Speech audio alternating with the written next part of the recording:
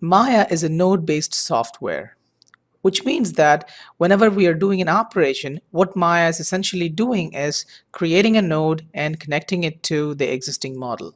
In its most basic form, a node is nothing but a box, and the box will have both input and output connections. So we can have n number of input connections and n number of output connections. And these connections basically makes up the entire work. Let's look at a sample Maya node. I'm going to create a simple sphere. I'll go to Create menu, choose Polygon Primitives, and create sphere. Once I created the sphere, you can visually see a sphere on our scene. But behind the scenes, what actually happened is Maya has created two nodes. One is a transform node and the other one is a shape node. To see these nodes, we have to go to a place called Hypergraph. We can find Hypergraph by going to Windows and Hypergraph. There are two ways we can see the hypergraph. One is through hierarchy and the other one is through connections. Let's go through the connections. So here you can actually see these boxes. Now these boxes are the nodes. So up here we have our transform node. As you can see, it says P sphere 1. And next to that is our shape node, which is P sphere shape 1. And then we have a polysphere 1, which is basically the creation node. And this is the shading network or shading node.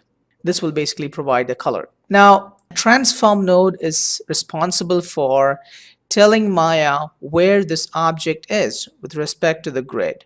And shape node decides what is the shape of it. That means like how the wireframe or how the outer area should look like. In this case, it's a sphere. And this is the input node or input connection that actually explains the process of creation of this sphere.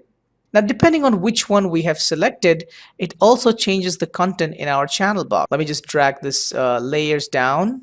Now, if I select my transform node, it just gives us the same name, that is psphere 1, and it tells us the translate, rotate, and scale values.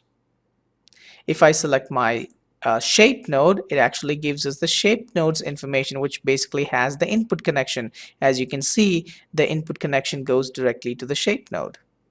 And if I select this input connection, it's basically telling us the values that it used to create the sphere. So with a radius value of 1, subdivision axis to be 20, and subdivision height to be 20.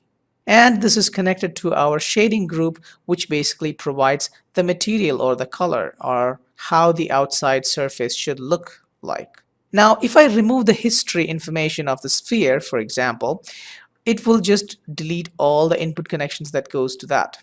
So if I just select the sphere, go to Edit, Delete by Type, History, it's going to remove the input connections that the P-sphere had. And if I select here also, I can make sure I can see that there is no input connections whatsoever. And I can also disconnect this initial shading group by selecting this arrow and pressing the delete key. As you can see, now there is no material connected to that, and so if I render this out, I will not get anything. To undo that process, we can simply middle mouse click and drag back on here and choose default so that it gets connected back and we get the material again. For most of the part, you will not realize that you're working on a node-based software because these activities are actually happening behind the scenes and these are being taken care by Maya. All you have to do is just focus on your work right in the viewport. But let's say, for example, if you want to become a professional and you want to troubleshoot a lot of things, find out what's actually happening in a node-based level, then you will have to understand nodes and you will have to understand how to manipulate the nodes in our hypergraph.